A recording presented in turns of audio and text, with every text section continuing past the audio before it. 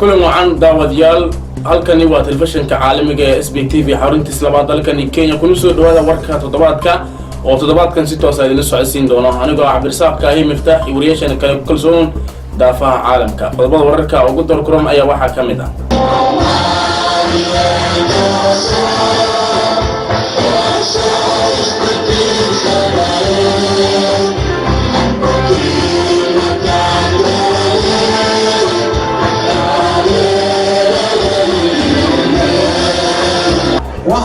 وأنا سلام يا سلام كنت إن شاء الله تعالى وعليه الدبنت جرو هو دوك جوجو يكون هالك بيجي جوجو وحرنا أنا كنت لالو أما أنا عم بلقانا يا مركي أنا قدوميها إنسان مالبان تسوي ولا تعيي تعي هال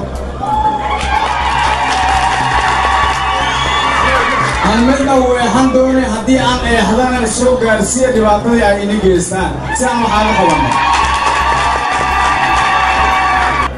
na kwa upande wa chama mawose anawiacha mama akaruke ni mzigula ni mawai wandu wake weho tuwetose chiao chilawacha mama kwa hiyo mbuli pangika via tuene chikaunga kwa upande wa tekmo wacha mama vituna na bado tucheku moja meuga sena beherer chama Somali Bantu maanaha meuga sena kurasta sided ahayti sided kuras أنا ولا كاينا أفا شغالني ونونا كقنعني ولينا معنا بوسس كالجيرانا بوسس كاسكنا معنا ول كلنا ولي أوغادا بس تاسنا أوغادا معنا هذا سكيبته سيأتي جوي كمان xarada qaxootiga Kakuma oo kamid ah xariyaha qaxootiga ee ku yaala dalkani Kenya ayaa waxa loo qabtay xaflad lagu mideynayo beesha Jalalweyne ee ku nool xariyaha qaxootiga ee Kakuma barwaaqadan ayaa dhaxroogni insha Allah ilaahay noo meelnaysti ma in sheeganay reer qurbo joog waa ka dalkiina waa ka America dalkiin maaha dalkiin kan way kan soo taliya sasa sinku guwaabiye shundu ma malay markii afraadi markii shanaad aad qoyto way dadka in sheeg ina dalsho barwaaqoowi nabadgelina ka jirre wafdi balaaran oo ka socda qurbajoogta Somali Bantuga ay ka timid dalkaasi Mareykanka ayaa waxa ay booqasho ku tageen deegaanka Buulagaduud oo hoos yimaada magaalada Kismaayo ee caasimadda dowlad goboleedka Jubbaland waxa bishan gudaheeda doorashooyin ka dhici doona maamul goboleedka Koonfur Galbeed ee dalka Soomaaliya waxaana doorashooyinkaasi u istaagan ama u sharaxan musharaxiin kala duwan oo ka mid ah madaxweynaha haatan xilka haya شريف حسن الشيخ آدن iyo مختار هو ومنصور المشرحين كله waxa magaalada Jowhar lagu qabtay xaflad lagu guddoonsiinayay shahaadooyin iyo awaalmarno arday ka baxday dugsi hoose dhexe ee ku yaala magaalada Jowhar ee caasimadda ku meel gaarka maamul goboleedka Hirshabelle bulshada ku nool xariyaha qaxootiga Dadaab ayaa waxa ay ka cawadeen isticmaalka M-Pesada taasoo dawladda Kenya ay ku soo rogtay shuruuc kale iyo waliba shabakada halkan laga isticmaalo isgaarsiinta Safaricom 19 ruux oo rikaab ah ayaa lagu karantiilay garoon ku yaala magaalada New York ee wadankaasi Mareykanka waxa khadamaadkan ugu jirno geeriyooday hogaamiyaha shabakada Haqqani oo kamid ah dagaalada ka dagaalama dalkaasi Afghanistan Haqqani ayaa waxa kamid ahaa dadka inta badan ama kooxaha dilka fara badan ka geysta wadankaasi Afghanistan dawladyaal intaasi waxa ahaayeen qodobada wararka ugu dorkuran iyo waliba barnaamijka SBTV oo inoo soo dhiman balse marka hore ay ku yarnaqsano qadar yar oo adeega bulshada ah ninkala soco bartayna bulshada telefishinka caalamiga SBTV warindhubo ay ku waranayaan wariyaal wanaagsan weertooda saxiix waabtaad ku nooshiyo wardhood warbaahin lagu bartay SBTV channel waxaan ifinaa arwaax ugu dhignaa ummaddeena asal ahaan isirkeenu baantu aflaxad akhlaaq leh iyo ummad aan ahlugu aqoon axad iyo isniin ayaa maha ilaahay arladaan aadmigu ku abuuray baantu isirkeenu bilow soo kuma ahayn haddii ay ku dhaafaan warbixinada ka baxa SBTV channel kala soco bagga aan ku leenahay internetka banliwood.tv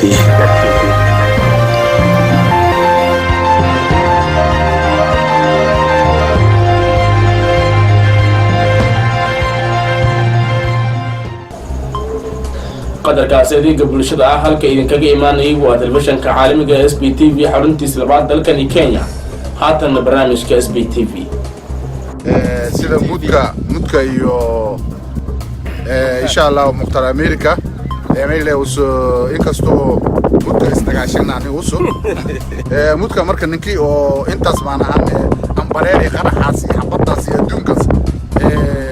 inaad warhun ku sheegto maaha inaad sabot siido inaad meelus ka qaldayo dadto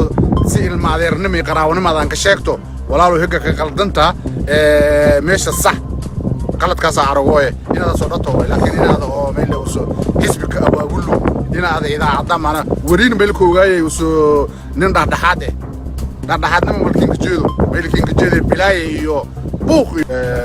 mudka uu soo dhawow idaacada war fiican ka siiday Abbas waa in adeerka sida uu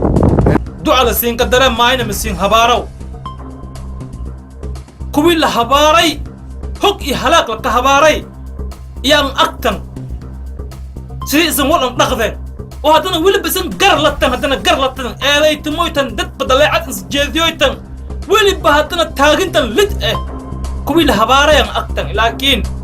aniga waxaan leeyahay adoonko ilaahay abuuri ayee ilaahay maamulkaasi hagaajiyo barnaamijka SBTV toddobaadkan ayaa waxaan ku soo qaadan doonaa dhaleeceen iyo eedeen ayaa waxaa loo soo jeediyey wariyaashayna kala ah mudka iyo wariye muqtar America dhaleecantaas oo ugu timid madaxda beesha Jareerweyne ee dowlad goboleedka Jubbaland haddaba dhaleecantaasi sideeba u aragtaan waa maxay dhaleecanta loo soo jeediyey falanqeen iyo bulshadii ka soo fikir dhiibitay ayaad goor dhow ka daawan doontaan warka dabadii balse marka hore aynu ku hormarno warkii ofisam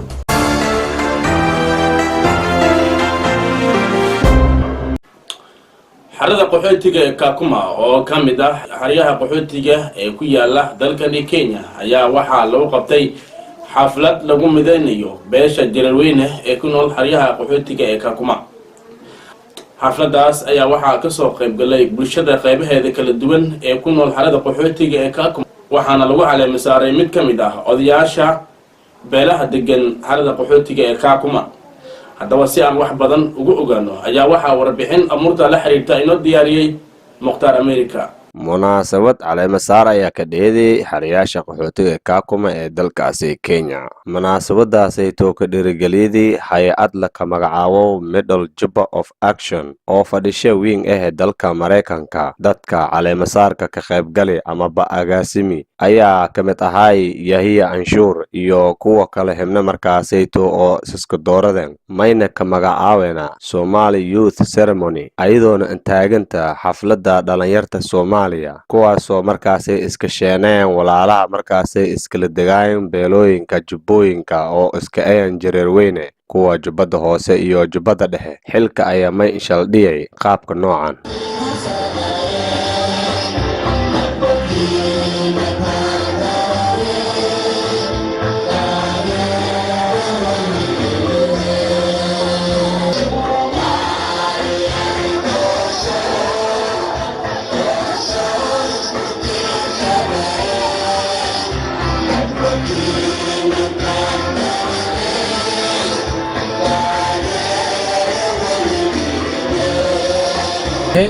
وقضي فرصمة أو كوميتي أو بيسنج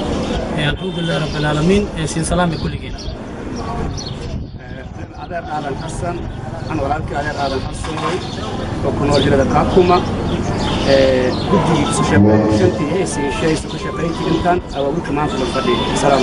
السلام عليكم ورحمة الله تعالى وبركاته. صالح حسن عثمان وايسين سداساسا قدومية هوري سومالي بانتو صالح حسن عثمان وحدنا كسشاقي جيب فرصمة أهل سارناي هدان كمان قابضا كاكوما. السلام عليكم ورحمة الله تعالى وبركاته. أنا ويحيى حسن عاشور أقاسمة حفلة maanta dhiyaas xarada qaxootiga Kakuma may kamid ah shantii xubnood ama lixdii xubnood soo shaqaysay xafladan maalinta inta la qabado inaan suurtagalo ilaahay fadhiyo insha Allah taala marka siin salaame dhamaantiinba aan rabno inaan caleema saarno ama aan dhisno urur dhalinyaro oo ku saabsan xeradan qaxootiga Kakuma sida laga soo amray walaha diaspora jiraan bantuuda diaspora jirto iyo weliba Soomaaliya ay soo amreen urur dhalinyaro oo guddoomiye leh oo ku-xigeen leh oo treasure leh oo secretary leh iyo guddiyaal kale leh in la caleema saaro ayaan rabnaa marka intaanan intaas gudagelin waxaan u dhiibayaa caleema saarka inta aan la gudagelin khudbada inuu noo furo ama barnaamijka hoogaha yar in wax idinku fahamsiiyo guddoomiyaha guddiga farsamada Master Yahya Hassan Anshuur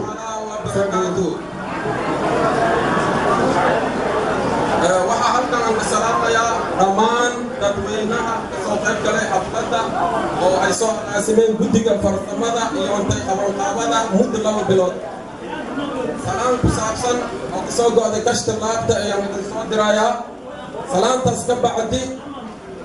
waxaa halkan aan ka codsanayaa inay soo istaagaan guddiga farsamada iyo qorsheynta iyo dib u habeenta ee Soomaali Bantu Kakuma inaan ay soo istaagaan ilaas karaan noqdo intaas ka bacdi waxaa gaar ahaan aan salaamayaa dhalinyarada Soomaali Bantu oo halkan maanta ka soo qayb gashay ayagoo markaati ah ama goobjoog ah in ay arkaan ama ay fiiriyaan xafladii guddiga farsamada ee dhalinyarada Soomaali Bantu oo halkan loo caleema saarayo maamul oo guud ahaan loo leeyahay xerada qaxootiga Kakuma oo la soo dhisay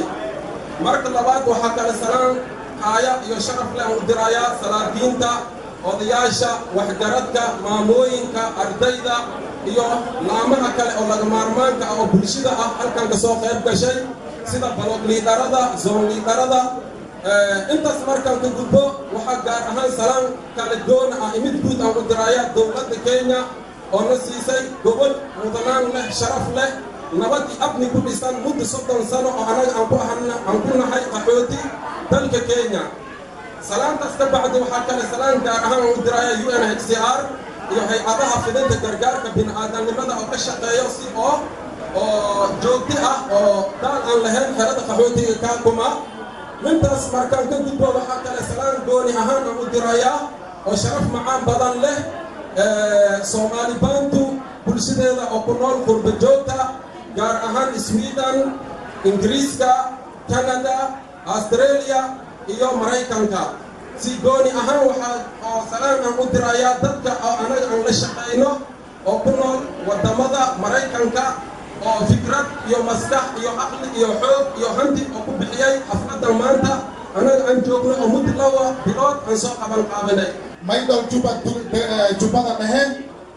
degmada Sako USCR Administration Committee Chairperson Nuur Abdulrahman Mantin Kasayna ururka dhalinyarada Soomaali Bantu Chairmanshe Nuur Abdulrahman waa dhexe nin aad kasaasan waaye degmada dhexe ka dhaladi jubbada dhexe ka dhaladi Sako maydada Soomaaliya ururka dhalinyarada insha Allah taala gudoomiyaha ururka dhalinyarada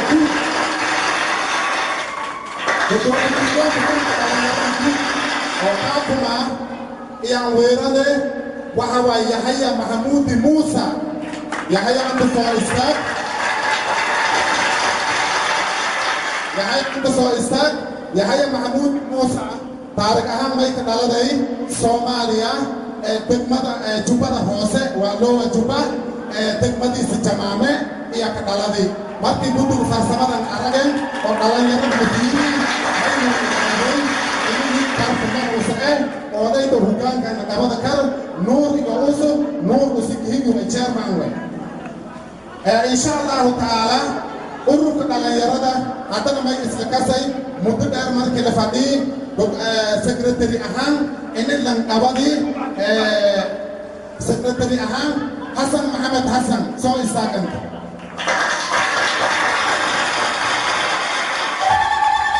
secretary ururka dhalinyarada Soomaali Bantu waa Hassan Mohamed Hassan mayna ka dhaladay Soomaaliya jubbada dhexe degmada Jilib iyo ka dhaladay Hassan Mohamed Hassan insha Allah taala hada bisi socono antaas hadii wala bisi socono dhalinyarada may sadestay qarashaadka iyo iska aruuriyayaan bil kasta 50 shilin ama 100 shilin hadii iyo iska aruuriyayaan marka kasnadan haayo waxa way Maxamed Duwo Abdi soo istaag mayna la kasoo waaye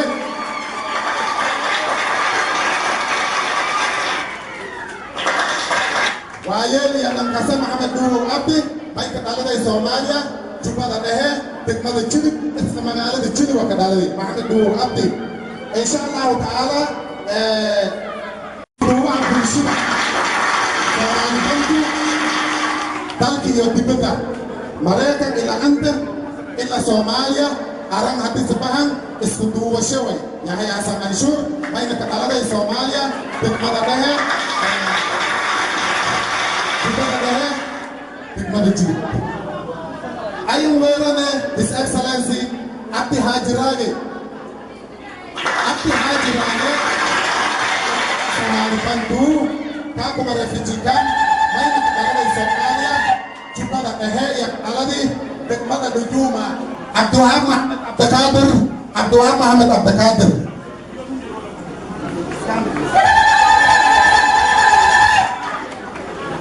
Abdulwahab Mohamed Abdikadir may ka dhaladay soomaaliya jubbada hoose degmada Jamaame waa ki higeenka treasure-ka kasnadhaya ki higeensho way Abdulwahab nankii kasayna waa kan salaande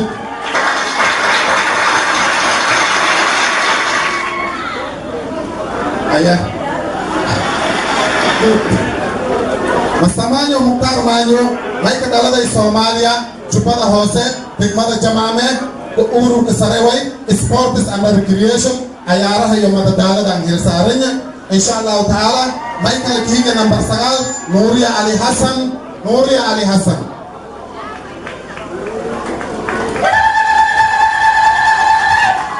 Ogo kutugu farsamada may waaye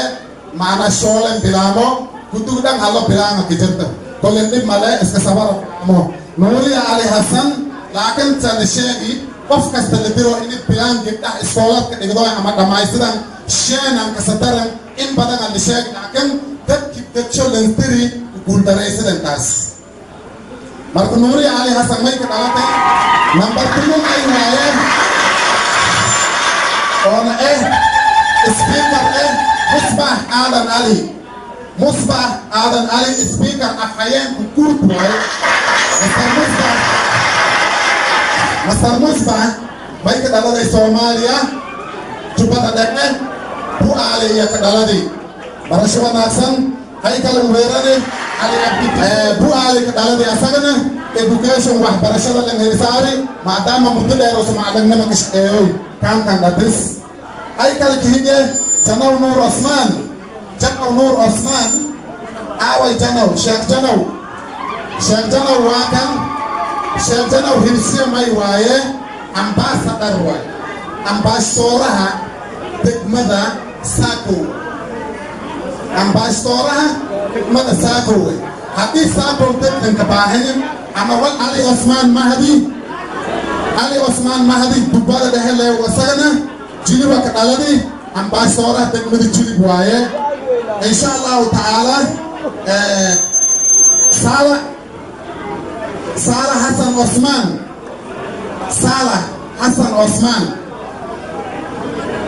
Salah Hassan Osman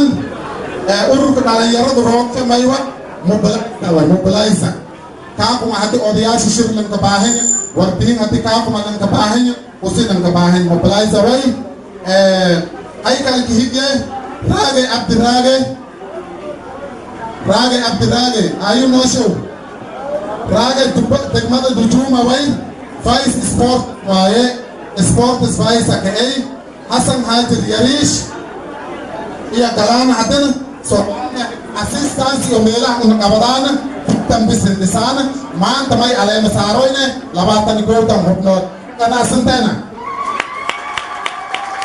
maamooyin fara badan iyo aqoon-yahamiin iyo siyaasiyiinba ayaa aad iyo aad meelasha xurtiyo onka qubadayti ayadoona farxad badanna gelidii intii oo dareerayti munaasabadanayto beryahan dhanba ayaa shir goosgooska shalwadan dadka dhalinyarta Somalibantu oo qurbaha gaar ahaanba hay-adda Middle Juba of Action oo inta badan dadka jaaliyooyinka Somalibantuda ka saayan wada tashiga Jubbada Dhexe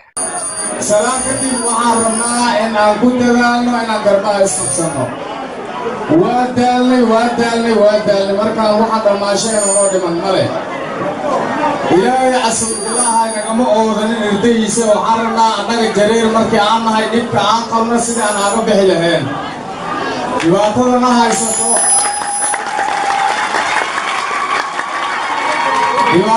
haysato ma aha mid yar iyo maanta mid muku eg ama maanta bilaabanayso hadda xilligii dulqaadka waa naga dhammaaday waxaan rabnaa inaan ku dadaalno amaba aniga aan ballanqaadaya markii aan ahay guddoomiyaha in Soomaali Bantu say u dhan tahay ii tahay hal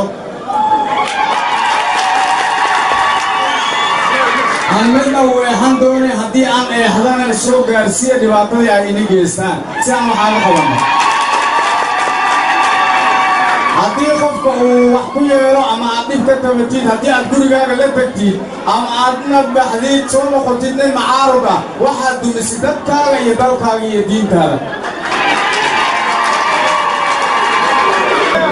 Yuna kuda kutoka kazi bila mie means kuda kutoka kazi bila yeye bayday gudoomiye ku-xigeenka ani intaan shaqo ma qaban karo la'aantay anina la'aantii shaqo ma qaban karo dheelamadan iskuuliyeen dheelamadan qodob أنا معنا هنقول بس لأن تاسع معنا شيء Hanachibasa kuhusu Somali Bantu hasatan vijana chizanalecho wenye yani hivyo nachotaka kusaidia watu wetu na kumoja wetu hasatan kwa upande wa Somali Bantu kwanza intumai koini dai maanaha ina disno Somali Bantu hal eta ushughuli aharo mahawaya aharo walkasto aharo ina istisno nanyoro ahan umum ana mitnagano haw qabano umudan indo Somali Bantu tasa bana ita koini arrinta tan ayaa dawadareerta dadka sakajeeda jubbada dhexe in ayaga go'aanka deereen hadda iyo wixii ka dambeeyay xubno walba oo ayaga ka maqanta sidii toos ayaga markaasay aan la kaashada lahaayeen dowladda dhexe ee dalkaasi Soomaaliya wararka ayaa sheegeen dadka jubbada dhexe sakajeeda meel walba oo ayaga caalamka ka shal sugan in ayaga go'aanka deereen sidii ayaga wada tashi oo guud oo ayaga ansuubi lahaayeen maamul walba cusub oo markaasay lansa magacaabo doonyo ee jubbada dhexe in ayagoo lan la tashanaana go'aankaasayna ansocdo qorayna dhanka kale dadka jubbada hoose sakajeedan ayaa arrintaasay eedi Edson dhawaayeen ayagoona ka taageerana may sheegana in ayaga ka taageersanyan go'aankan dadka sakajeedan jubbada dhexe in ayaga maamul oo isdhiyo markaasay ayaga suubsadaan waliba may ka amaanayna in ayagana sidaas oo kale mid limid oo maamul noocaasay ayaga suubsad doonya ka bacdina wixii markaasay oo kusoo kordhiisumona si toos ay tiinsho damba markaasay dhammaan isla wada shaqeey doonyaan haddaba arrimahanayto xiisada weyn dhalinyadii ee eed isbedelkan lanka aragooy dadka sakajeedan jubbooyinka dhexe ayadoona dadka oo mas'uuliyiinta sarsare ee jubbooyinka ama baan dhexe maamulkaas ee Jubbaland doorasho kala duwan oo sufud hayta ayaa wixii kusoo kordhiisumo daawadeyaal si toos ishan ka haya idaacadahayna dambe iyo wararkayna dambe muuqaaladan isan inta ka daysadooytan ayaa aad muuqaalo kala duwan ayaa noocee markaasi lansusuubi idinkoona ka daysado doontaan muuqaaladaasaytoo dhammaystiran khadkeena Somali Bantu TV iyo barteena bulshada Somali Bantu TV oo kalena Facebooka warbixinta oo dhamaystiranta ayaa daawadayaal meelaasi si toos ka daysada haddii aad anka hiranaynana may koo codsadaane share dhe like saar iyo subscribe dhe sidii adiga warbiximaha markaasi mobilka automatic skinka dhiyan adiga aan daysada lahayti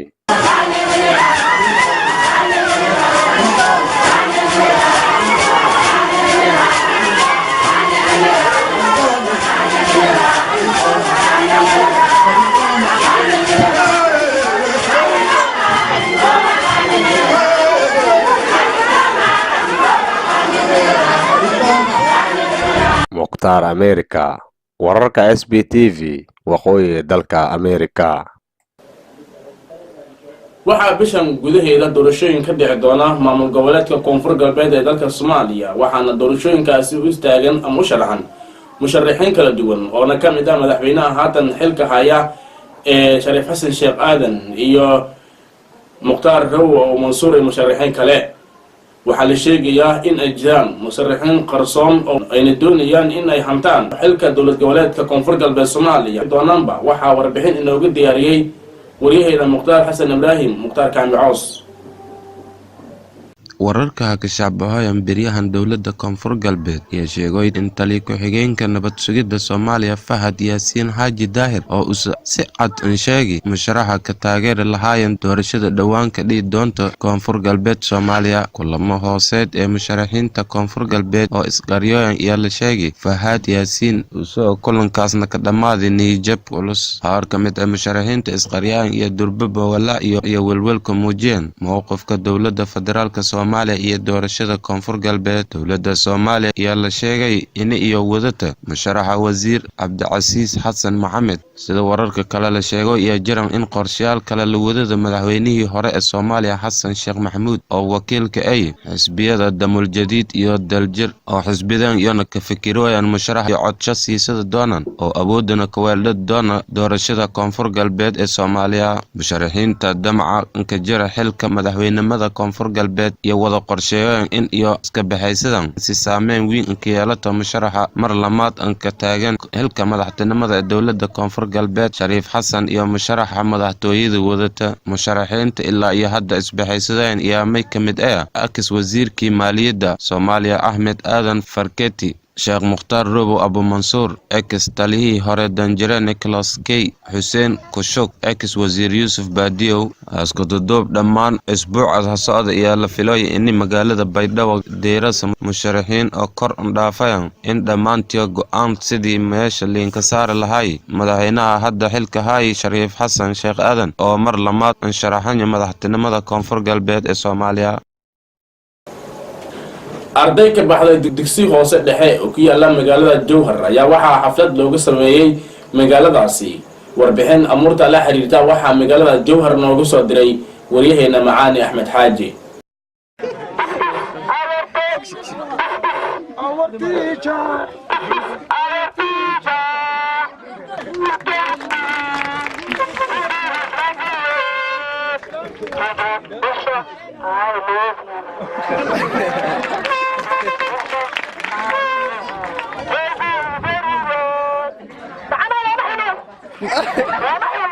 ardayda xushmad wacan iyo macallimiinta wanaagsan baan ka helay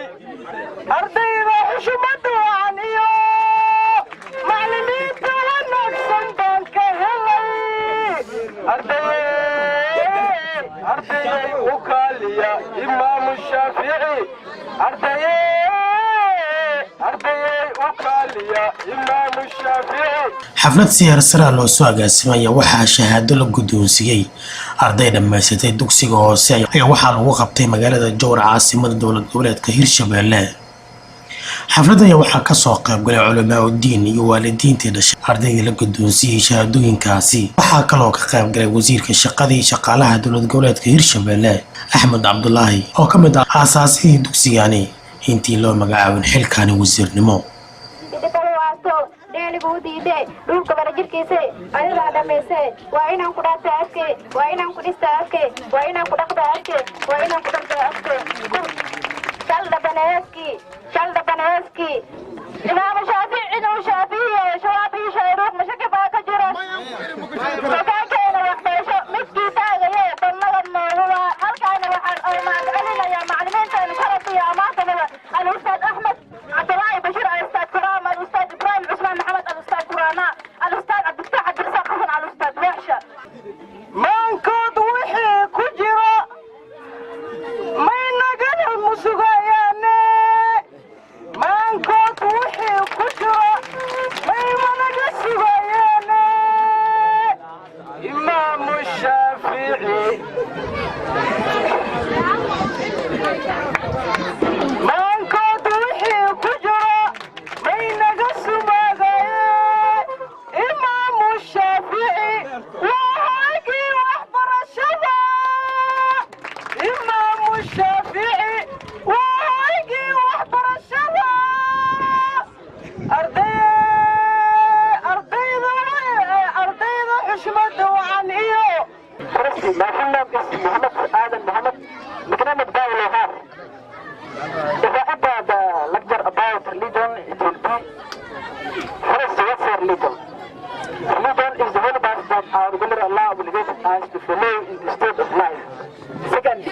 Really, a real Muslim is incumbent to have the grace and importance in our religious religion. Really, if we obey Allah's orders, we will get Allah's mercy and forgiveness. But if we disobey Allah's orders, we will be in trouble forever. So, Independence Day will be a great punishment which no human can put. So, this is important for us to save our bodies from the hellfire. شيناس على برتو اسكا بارد وحالا برتو انجليش بارو تلياني على برتو واي بارو انا وحالا برتو الصومالي اسكا بارو وحي بكي قالت الا عيد مضح هذا عيرك صباح ذو بارو في يوم من الايام ايات وبحسنيسا اقون تاسي ويكو انفعيسا لكن اوغو واديني اقون مركي برنيسا عدوا الليذا ميت اساسو قوبادة دا جوغو كليه كم بوكلس بسيتاي ما نكس بوكلس بوتاي بوغان ولتي وامحي وحسنك انو وجه لخصيص معا بوغان اسكوال وبانانيسا لعقت وينيسا خلينا كوديبا وينيسا وحوليبا كسو اتاقرينا ادي حقاق سؤالا مجي وحبرنيس حتى وحبرشدا وحي معان تاي مجي لو صفرا العلم يؤتي ولا يؤتى قل هل يستوي الذين يعلمون والذين لا يعلمون مسنا كوا وحبطي iyo kuwa aan wax baran marka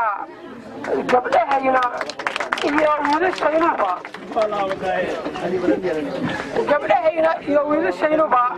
in ay wax bartaan waxbarashada ku dadaalaan waxbarta barwaaqa aan keefnay hadda waa maqlaysid ma sha Allah waxbarashada ayaa barwaaqa lagu gaaraa laakiin hadda wax la baran waxaan noqonaynaa dad aan jirin oo xayawaanada iyo ayakaba la kala fahmayn bulshooyinteena Soomaaliya waxa inta badan yani u baaba'aan oo kale in yani caafimaad daro awgeeda maaragta in qofkaas dhibaato kale ay soo gaarto marka runtii xaruntan waxay u istaagtay in ay ka qayb qaadato maxaan ku raadinayaa tababarida iyo horumarinta macaljaamacadda ugu qayb qaadatay sidoo kale marka qodobka saddexaad wuxuu yahay yani koorsadaani mas-uulka ka ahayd in la qabto in laga faa'iidaysto fursadaha shaqo ay soo bandhigaan hay-adaha caafimaadka dabcan waxaa jirto fursado shaqo oo ay soo bandhigaan markaa hay-adaha caafimaadka ay soo bandhigaan qofku waa inuu lahaadaa altarbiya waltacliim tacliimta waxaa ka soo horaysa tarbiyada haddii maanta waxyaabaha noo jaran tinteenna aqoon aan ku haysano aqoontaas yaa kaa qaadanaya haddii maanta macallin tinta uu soo marsado maxaa la yidhaahdaa madowiso amba jeego uu soo jarto ardadii uu hor istaagaayo warba ka maqlaaya waayo kama tarjumaayaba wax markaas loo bartay ama uu bixinaayo kama tarjumaayo waxaan ku waadinaynaa marka mar walbana ku celcelinaynaa aqoonta aad baratay ka tarjun si ay ummadaani kugu daysato ugu gadaashaada waa lagu feelan yahay ilmahan yaryarka ah ayaa ku fiirinayo cid kasta ayaa ku fiirinayso qofka aqoonta lehna waxaa laga rabaa in laga hiibaysto nadaafadiisa la arko qaab dhismeedkiisa la arko lagugu daysto qofka waxaa nabiga calayhi salaatu wasalaam maxaa la yidhi uswatun xasana ayaa ku sugnaatay soo ma qofka aqoonta lehna sidoo kale la rabaa haddii maanta aqoon aan sheegto oo timahaygii iyo qaabka aan u labisnahay aysan istarjumaynin ka warama waddo lagaa salaamima lagu qabama waxaa la rabaa marka exchange inuu kugu dhaco aqoontaada heerka ay gaarsiisan tahay in la fahmo marka waxaan ku talin lahaa inuu isbeddel idinku dhaco oo aqoontiina aad ka tarjuntaan ummaddana ay idinku daysato sidoo kale waxaan u mahadcelinayaa xarunta tababarka iyo horumarinta macalin jaamac oo xaqiiqadii ogaatay baahida ka jirta gobolka shabeellaha dhexe gaar ahaan magaalada jowhar waxaan kaga mahadcelinaynaa koorsada yar ee ay noo siiyeen ardadan yaryarka ah ee maanta hor u socodka ah ee wax ka bedeli kara noloshooda iyo nolosha dadka ay ku dhexdool yihiin intaba waxaan ka codsanaynaa inay noo soo ballaariyaan intaan naguma filno in kale ayaan u baahannahay inta maanta wax baratay inteeda in kasii badan ayaa meesha noo joogta waxaanu nahay dad hadda soo korayo inay noo soo ballaariyaan ayaanu ka codsanaynaa waxaa kaloo rabaa inaan u mahadceliyo guud ahaan macallimiinta iyo majaajilistayaasha iyo odayaasha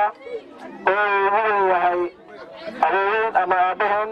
sheekh cabdirasaaq sheekh xasan xaamud macallimiintan hal dardaaran u jeedinaya haddii aad macallimiin tihiin oo aad ummaddan u soo istaagteen inaad wax ka beddeshaan ma ahan maskaxdooda oo keliya inaad wax ku shubtaan waa inaad tarbiyadana aad bartaan tarbiyada idinka ayaa laydinka rabaa inta ay idinla joogaan inay ku bartaan meesha haddii maanta uu ku yimaado arday timihiisa uu xun yahay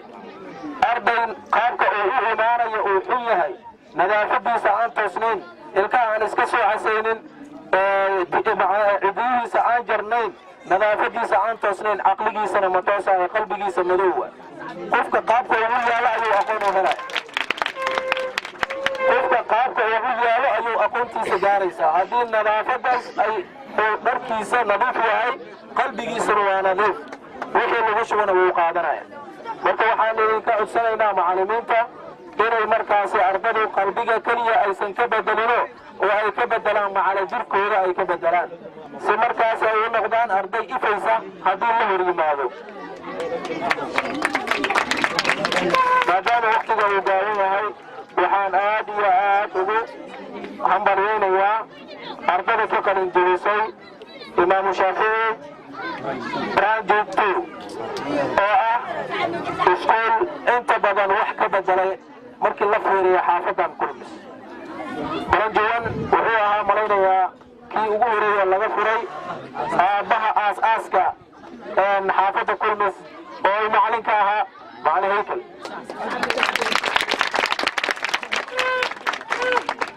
macalin haykel iyo aniga taariikhdeenna haddii wax yar dib aan u fiirino aniga iyo macalin haykel waxaan isla ahaa jirnay private ayaan isla dhiga jirnay hal private laakiin xilliyadaas sidaa ma lahayno waa laga bedelnaa soo assalaamu calaykum aad iyo aad morning practice aan samayn jirnay waxaan ka bixi jirnay xaafadda waxaan aadi jirnay xaafad kale horseed ayaan aadi jirnay weligeedna lagama soo guulayso baraafadkeenna in madaxiisa hoos oo soo aadiyo maysan dhici jirin macalinna waxaa ka ahaa macalin yacquub beene beene xafidahullah ilaahay caafiyo waxaan rabnaa marka inaad nagu daysataan inaad heerka aad taagan tahaan maanta aad iska beddeshaan jiilka maanta soo korayana wax la baro isbeddelka maanta magaalada ka socda aad la qabsataan annaga ayay dan noo tahay gobolkay dan u tahay idinka ayay dan nii tahay cid kasta oo joogta ayay dan u tahay isbeddel inuu yimaado oo xagga aqoonta ah معنا محاج اس بي تي في qaar ka mid ah qurba joogta Soomaali baantooda ah ee ku nool wadanka Mareykanka ayaa waxa ay booqasho ku tageen magaalada Buulaguduud oo hoos tagta magaalada Kismaayo ee caasimadda ku meel gaarka dowlad goboleedka Jubbaland Buulaguduud waxa ay magaalada Kismaayo u jirtaa in ka badan 30 kilomitir warbixin amuurta la xiriirta waxa magaalada Kismaayo inoo soo diray wariyaheena Yusuf Maxamed Maamed Yusuf Dabyambo magaalada Kismaayo ee xarunta ku meel gaarka maamul goboleedka Jubbaland iyo soo gaareen qaar ka mid ah qurba joogta Soomaali baantu ee wadanka Mareykanka kuwaas oo daawo iyo qalab caafimaad ku soo deeqeen maamul goboleedka Jubbaland oo ku wareejiyeen wasiirka wasaaradda caafimaadka dowlad goboleedka Jubbaland iyo kormeerka seedan deegaanka Buulaguduud meelas oo ku sugan yahay shacab aad u badan oo ku soo barakeen tuulooyinka saameeyeen fatahaadaha webiga Jubba iyo dagaalada andhaxay dowladda iyo kooxda al-shabaab qurba joogtan iyo soo kormeereen xaaladda ku sugan yahay shacabka barakacayaalka Buulaguduud mayna sidoo kale soo marana tuulada Goobweyn meelas oo ah xarunta dalxiiska dowlad goboleedka Jubbaland ee iska darka webiga iyo badda meelas oo xilwaan Cabbaas Ibraahim Cali hadallo kooban ku soo jeediyay qurba joogta asagoo sidoo kalena ka dhiirigeliyay dalka in nabad ay oonal Soomaal gashada kor waa kamaalahan dalagan ama barwaaqadan ayaa dhaxroognay insha Allah ilaahay noo meernaysti ma in sheeganay reer qurba joog waa ka dalkiina waa ka America dalkin maaha dalkin kan way kan soo taliya sasa sinku guwaabiye shundu may malay markii afraad iyo markii shanaad oo koyto way dadka in sheeg ina dalsho barwaaqoowi nabadgelyo ka jirre oo wal dhibaato hadda jirayna insha Allah may malay may soo day doona kan SNTV ilaa wariyaasheen ila jireen sida mudka iyo wariye Yusuf Dabiyanba telefishinka caalamiga SBTV magaalada Kismaayo. bulshada ku nool xeryaha qaxootiga Dadaab iyo Faafi ayaa waxa ay dhibaatooyin fara badan ay ka tabanayaan imbeesada habka isticmaalka imbeesada habkaas oo markii hore bulshada qaxootiga u sahnay balse dawladda Kenya iyo shirkadda Safaricom ay ku soo kordhiyeen macluumaad dheeri ah macluumaadkaas ayaa waxa ka mid ah sharciga lagu diiwaangelinayo imbeesada oo dhibaatooyin ku qabaan bulshada qaxootiga ah haddaba amurahaasi ayaa waxa uu korogalay wariyaheena Muqtaar Xasan Ibrahim warbixintan ayuu nooga diyaariyay horaantii bilowga sanada 2018 ayaa mayl ka mamnuucay isticmaalka simkaarada shirkadda Safaricom oo ka diiwaangelisan sharciyada kuwada qaxootiga taas oo saameyn weyn ku yeelatay dadka qaxootiga roojinta la roojiyay simkaarada shirkadda Safaricom arintan oo wali laan ka saarna sababta lin rooji diiwaanka sharciga dadka qaxootiga ah ayadoo waliba cawash ibaaq andiran shirkadda isgaarsiinta Safaricom iyo waliba dawladda dalkani Kenya dabawaakuwan iyo la hadaleen warbaahinta hadal shamay kamid ahay sidatan imbeesada caleemada lagu furay la xidhay caqabad weyn buu ku keenay bulshada ku dhaqan xariyaha qaxootiga Dadaab koow wuxuu caqabad ku noqday dadkii shaqaalaha hay'adaha imbeesada markay bishu dhamaatay 29 gacmalta ugu soo dhacaysay haatan waxay dhacdaa inay bishu 12 bishii dambe 12 inay marmarka qaar u Dadaab deegaan raacaan ay ka soo qaataan xarumaha hay'adaha qaar waxa loo wareejiyay bangi line lagu jiro laga yaabo 3 maalin aad line ku dhamaysato caqabada labaad wuxuu ku yeeshay dadka ganacsatada ee ku dhaqan magaalada gudaheeda waxaan halkan ka sheeganaa dhibkan haysto annagoo imbeesooyinka inaga xiran yihiin oo muxuu ahaa lacag maanta aan la bixi karin lacagii noola soo dir lama bixi karno meeshay nooga xayiran yihiin muxuu ahaa ganacsiga meel bashaw karsada waxaa saameeyay lacagihii ku jiray imbeesiga ku labada xire ayaa saameysay lacag dad lama bixi karaan lacagta ku jiraan dad hay'ado u shaqeeyaan lacagtooda waxaa loogu soo shiyo taleefanka lama bixi karaan waayo waxaa la hayaa alyamada lacagta lagu dadkii maan ku furanay leemankan ku furanay ma la bixin karo lacagta saale alya lagu bixin karo annaga waxaan anaga Kenya nagala saarin oo lacagteena naga sharcigan ku furno aan ku qaadanaa rabnaa waxaan Safaricom ka codsanay inoo furto taleefan inoo furto aan lacagta la baxno waan ku xayirnahay waan ku rafaasanahay boqol aad baan qaxootidaana ugu dhib qabnaa alyankii haddii aanu shaqaalanahay oo aanu meel hay'adaha u shaqaynayno oo 8,000 iyo 9,000 iyo 5,000 iyo aanu hay'adaha u shaqayno annagoo qaxootiya alyankii waa nalaga xidhay alyankii wax laguma qaadan karo waa igu watibaan iyo Dadaab inaad tagtoon weeye ayay arrintu noqotay madaxda sharafta leh iyo hay'adaha samafalka UNHCR u sarreyso waa agensiga waxaan u sheegaynaa iyo dawladda sharafta leh ee Kenya awal horeba wax noo qabanaysay in alyankii naloo ogolaado in imbeeso naloogu furo oo imbeesada aanu waxna ku diri karno waxna naloogu soo diri karo dhinaca kale may hoos dhac la ka dareemay adeegyada linkasow M-Pesa taas oo shirkad yar ka yaaleen shirkadda isgaarsiinta Safaricom ee xiriyaha qaxootiga taas oo arintan ka hor xaqgal jirtay faa'iidooyin inshalwiin oo ka macaash jireen haddaba waa kuwa mas'uuliyiinta ajantiyaasha Safaricom oo ka sugan xiriyaha anoo saameyn weyn u leedahay oo waagi hore dadkan qaxootiga joogay alyan kala balan ka qaadan jiray haddana leenkii lama isticmaali karo oo ka dhiganta duu dhaco warba ma lahaba haddii uu caadi yahayna imbeeso laguma furi karo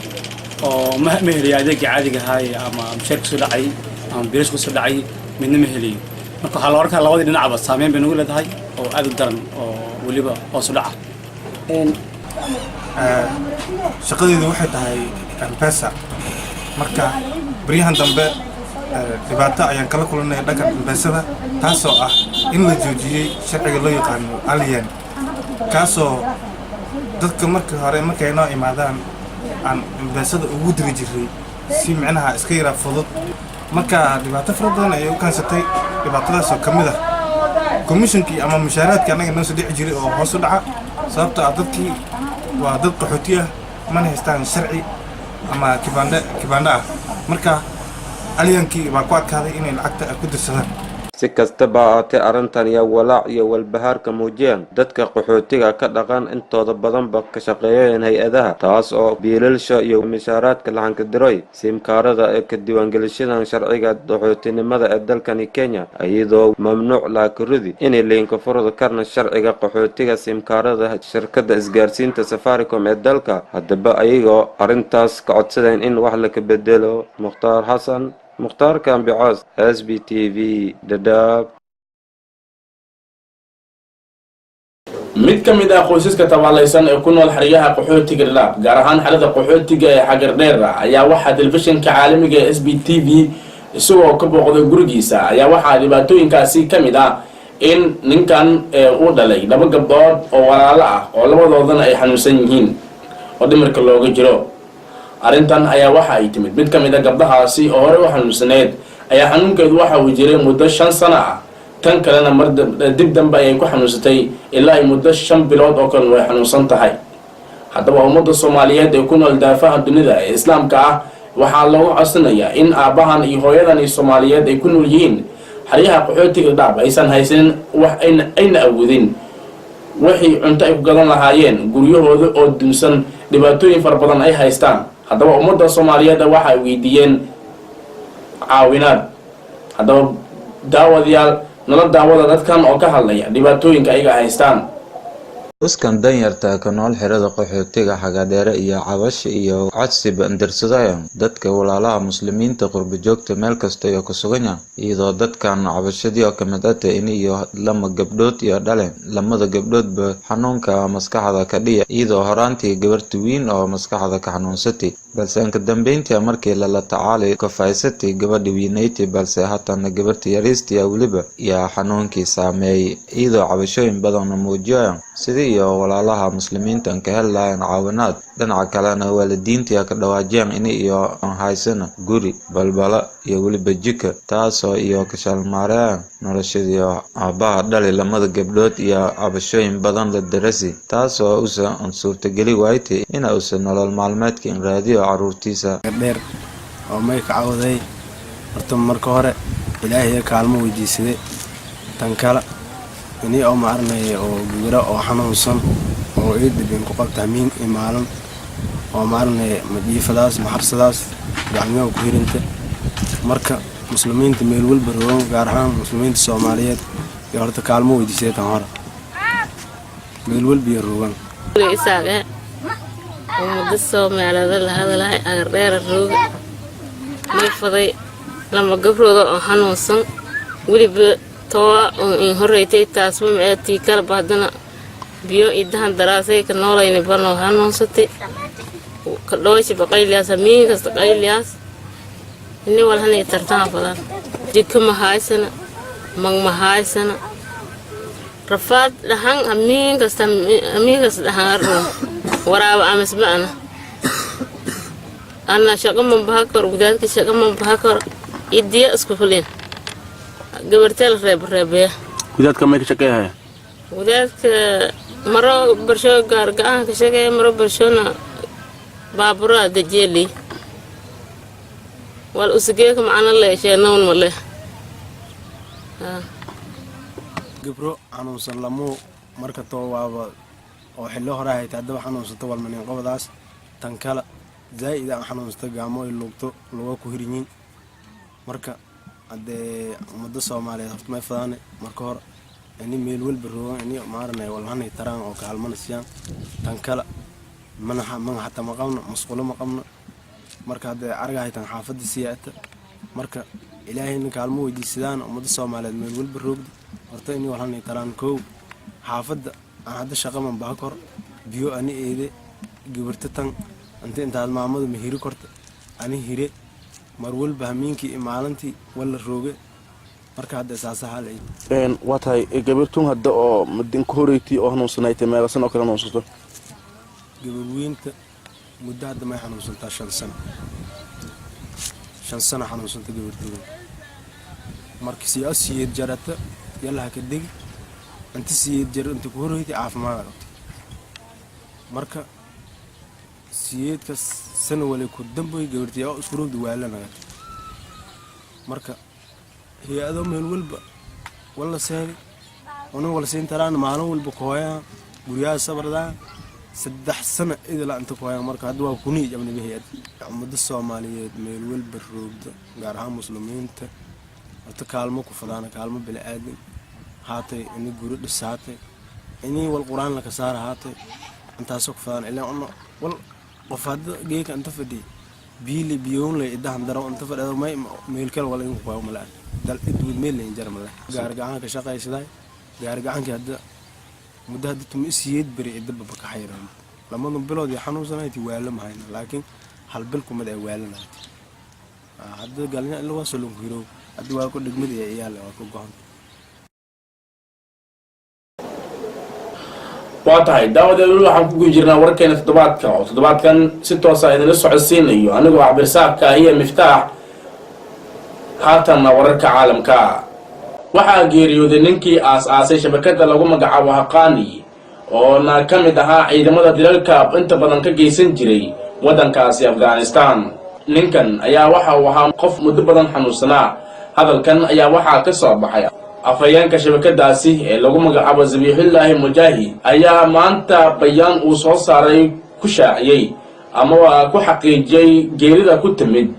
Jalaaluddin Haqani ayaa ku biiray jihaadka Afghanistan intii u socday dagaalkii mujaahidiinta kula jireen midowgii Sofiyeeti sanadihii 80-yadii shabakadani ayaa fulisay qaar ka mid ah weerarada ugu badan dalka Afghanistan waxaana weerarkaasi ka mid ahaa weerar ay qaadeen sanadii 2017 ka oo ku geeriyootay in ka badan 150 qof 19 ruux oo rikaab ah ayaa waxaa lagu karantiilay garoon ku yaala magaalada New York ee wadankaasi Mareykanka diyaaradan ayaa waxa ay ku soo kicitay wadanka Imaaraadka Carabta iyadoo ku sii jeeday wadanka Mareykanka ayaa waxaa lagu karantiilay mid ka mid ah garoomada ku yaala magaalada New York ee wadankaasi Mareykanka waxaana la sheegay in qaar ka mid ah rikaabkii saarnaa diyaaradani ay qabeen hergag waxaana qayldaan dirsaday dooliyihii waday diyaaradani dulimaadkan ayaa waxaa ku soo kicitay magaalada Dubai waxa uu ku sii jeeday magaalada New York laanta ka hortagga cudurrada ee lagu magacaabo CDC ee wadankaasi Mareykanka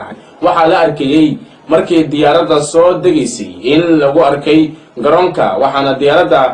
dulimaadkeedu ahaa 203 ama 203 afhayeen u hadlay gudoomiyaha magaalada New York ayaa rikaabkii diyaaradan saarnaa waxa uu sheegay in ay ka imaadeen magaalada Makka ee dalkaasi Sacuudiga halkaas oo ay ku soo gudanayeen waajibaadka amaasha xajka astaamaha xanuunkan lagu garan karo ayaa waxaa ka mid ah qunfac iyo qandheeraad ah ugu yaraan 7 ruux ayaa la xaqiijiyay in ay ku dhinteen kadib dhulgariir Khamiistii ka dhacay uu garaacay jasiiradda Hokkaido ee waqooyiga dalka Japan dhulgariirkan oo cabirkiisu ahaa 6.7 ayaa dhoobo iyo dhagaxaan ka soo daatay buuraha ku dhawaad 3 milyan oo ruux oo ku nool jasiiradda ayaa hadda aanan haysan wax koronto ah waxaa sidoo kale xiran nidaamka tareenada ee garoonka ugu weyn jasiiradda Joitos telefishinka qaranka Japan ee NHK ayaa sheegaya in 140 ruux ay ku dhaawacmeen dhulgariirka halka 40 kalena lagu laayahay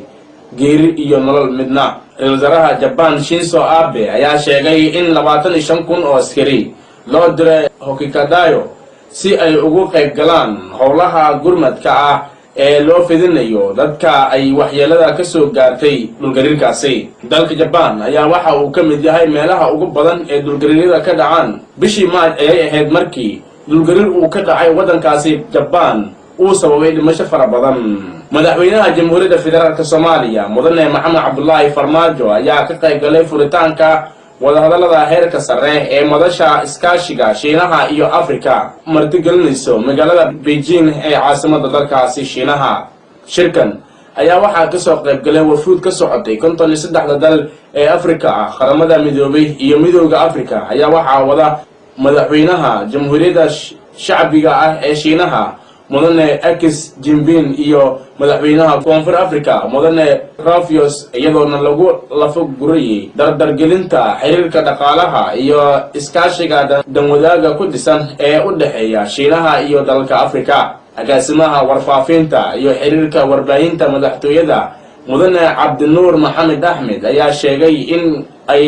in ka qaybgalka Soomaaliya ee madasha uu xoojinayo dadaalada dowladda federaalka ee ku aadan dhisidda kaabayaasha dhaqaalaha iyo kubcinta maalgashiga ganacsiga ee dalka. Soomaaliya ayaa waxaa xoogga saaraysa sidii ay ugu qancin lahayd maalgashada caalamka in ay maalgashadaan ilaha dhaqaalaha wax soo saarka dalka. ugu dambeyntii hogaamiyaasha wakiilada ganacsatada ee qaybta ka ah madasha iskaashiga Shiinaha iyo Afrika ayaa ka baarandegaya qorshayaal lagu kobcinayo fududeynta isdhaafsiga badeecadaha, xoojinta nabadda iyo xasiloonida dalalka qaaradda Afrika. Madaxweynaha Shiinaha mudane Jinping ayaa sheegay in Shiinaha ay 3 sano ee soo socota ku bixinayaan maalgashiga Afrika lacag gaaraysa $60 bilyan oo dollarka Mareykanka ah. daawadayaal intaasi waxaa nooga war wixii dalka idaafaha caalamka naga soo gaaray haatanna barnaamijka SBTV.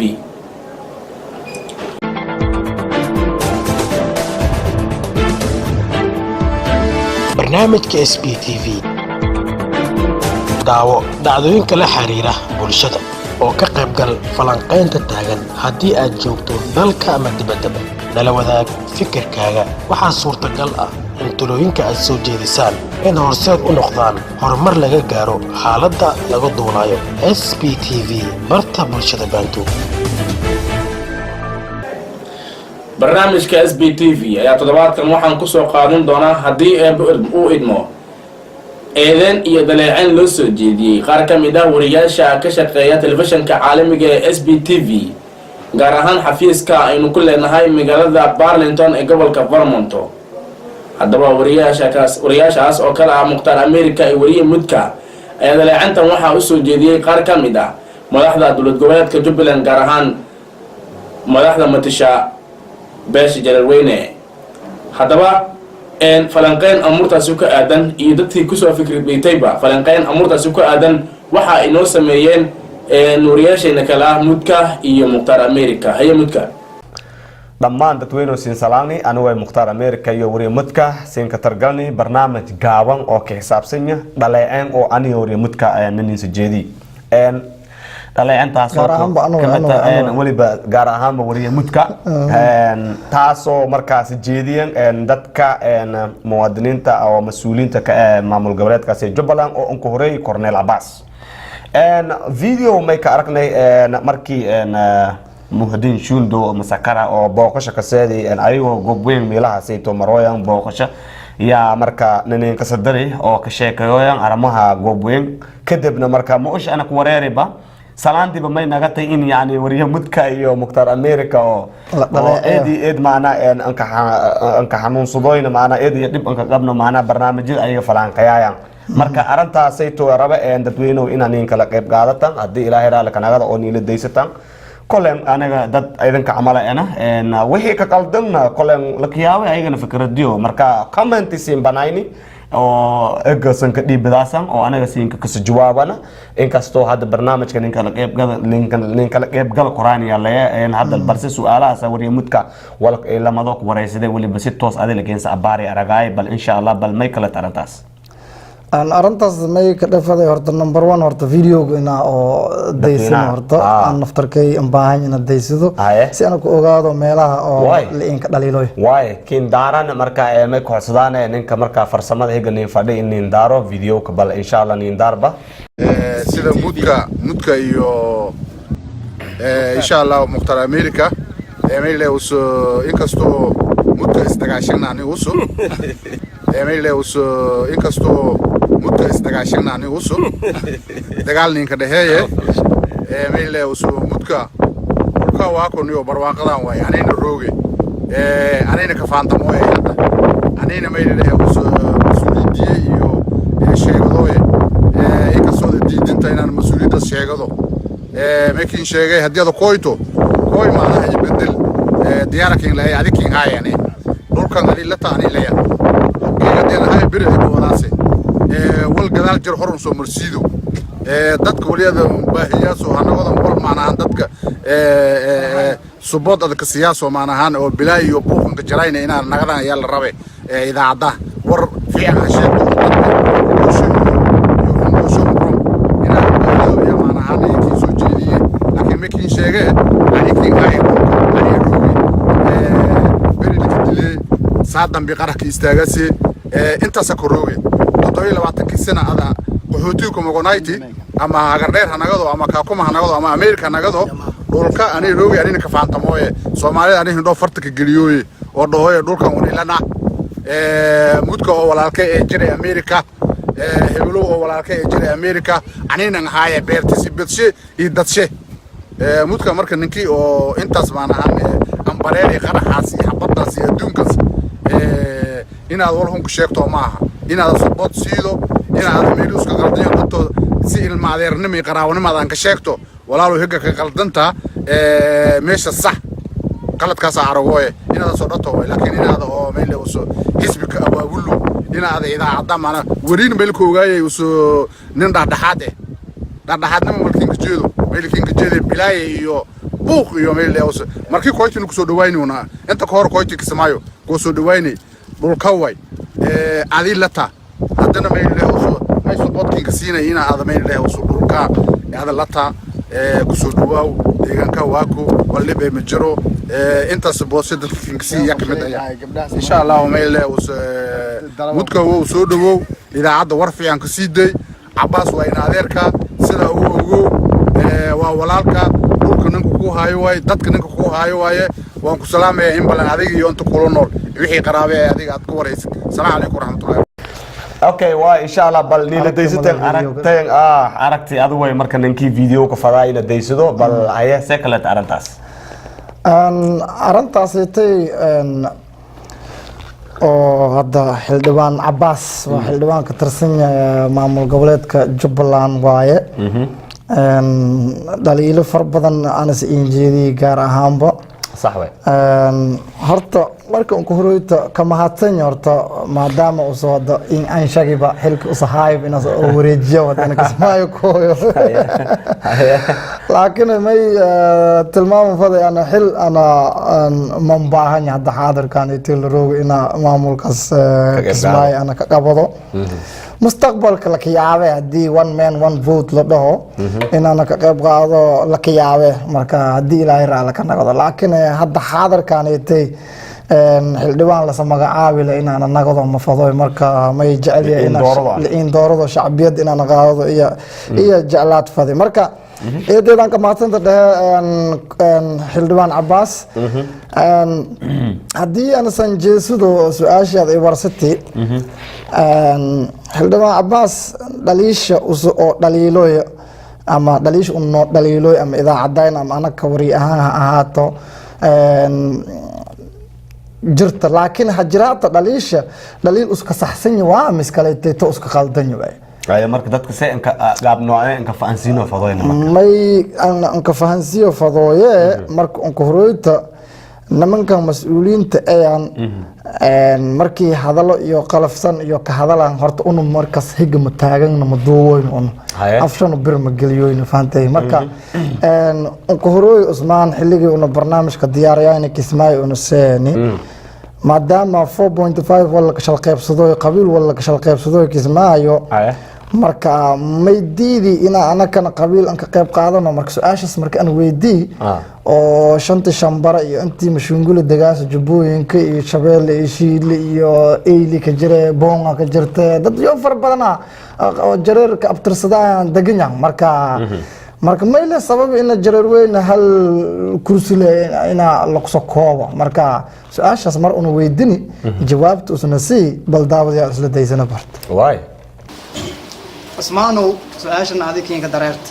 tan hadda aan sageemoy dawladda federaalka iyo Jubbooyinka ama koonfur galbeed dawlad walba ka dhisan Soomaaliya meel ka qaybsado qabiil ogaadeen inta qabiil iska dhigay gaaljeed inta qabiil iska dhigay mareyhanka kadaalika qabiil walba annaka sida dadweynaha sheegaan waya mayno qasabi in aysan ka adkaataan ama ka aqarsatan hal wasiir ama laba xildhibaan kali oo lan diidi in oo la helo shanta shambara shanta mashruungulo wixii kala saraahaw jareer weyne intaas xildhibaan inaanu helno dowladdaas ka mid ahaano iyo intaas suldaamo intaas oday dhaqameed inaanu helno maxaan ku yidhaahdaa iyo guddi walbo guddiga doorashada iyo guddiga farsamada iyo guddiga dib heshiisiinta dhammaan may diidi inaanu ka mid ahaano siyaasaddan ka dareerta jubbooyinka horta mirabe bahasha halanka dhigne alan qaab ayaa soo qalanka alan qaab ayaa soo safarkii idanka sagaleena muhiimadda sangaleena bubulan sheena haddii kale shirkan hira safarkii sagaleena muhiimadda sangaleena sheena haddii kale shirkan hira sababtisna sinsiya sokorne sababtis sinsiya ani ma jecelyo hadal dhiniyal la iskala dhaho ma jecelyo hadal markii dhinac la roogana hadal la dhaho markii oontay gogol la fadheedo haddana hadalka laga gudubyo hadallada inta laga hadalooy waa hadal kismaayo markii kuweytana isan abuurtana wa so waxyaalahan kulli waluna isku ognaba madag hannuga so annagu hadalladayna hadalka aan kuweynay may ayaa idinka ina qaab jabhadeed suubiyoytina sug maya haddii bointigaas halantaabidne hadalka rasmiga halantaabidne ani waqti maa 11 sali isugu degdegsinya waxaa dhahdeen barnaamijku ugu weyn ugu badan oo dhibka dadka wada labadan nin waay waxaa dhahdeen Cabbaas wuu ku jiray wuu la socdaa saaxiib uu leeyahay wuu taageersan yahay waxay iyaga isku waafaqaan wuu taageersan yahay su'aalaha أنا ويديا أنا كجوابا برنامجك با إلا يا أنا مش جوب أنا عقان مثل هذا أسوي ويديسين أنا كجوابا ما يا شو ما يسمع اسمه مدو أورو أصدق دقايا ودق سيني وهرب مرك النحر كين لقالوا ربا إذا بصوت الدجناي ما يا أسوي ينكو معنا هلا الدجناي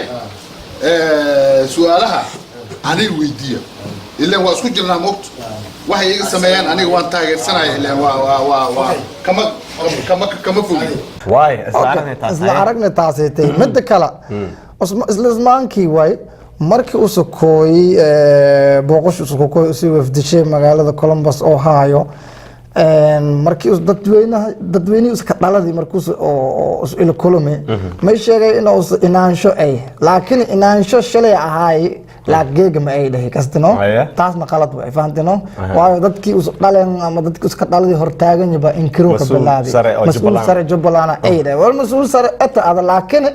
qof saas an hadalooy oo khudbad an jeediyo ma bajarto waayo dadka ada meeli korsan ka qaad fadhi inaad hoos ku kudo lugta hoostiyo galiido qalad way taasaytay marka dadka inuu sufaaliyo kor an qaado xakameeyo dhiirigeliyo ahayd ma dhiin hadal shay may ka gabagabeeyay qofii Jubbaland wal ka darsado umba una aqoonsadaan wal macna wal kasiyaan ama no mid nagade oo kala faantay marka hadaladiisna doogaasay isugu khudbadaas ka tilmaamoy bal daawadayaal ku soo dhawaada waay ani igaarkin way laakiin mas'uul dawladda hortay roogaba halas ina waatona qaarko meel ka usbaa Hussein kileeway wixii sax aan usmaa Hussein way beeshan ka dhalada dhaxrooge laakiin mas'uul dawladeed magac dawladeed madaxweynaha afshay ay ka hadalo deegaankaas xaqiiqda markii si sheegno anaga Jubbaland mining oo inta qofkii walnin ka darsado ni aya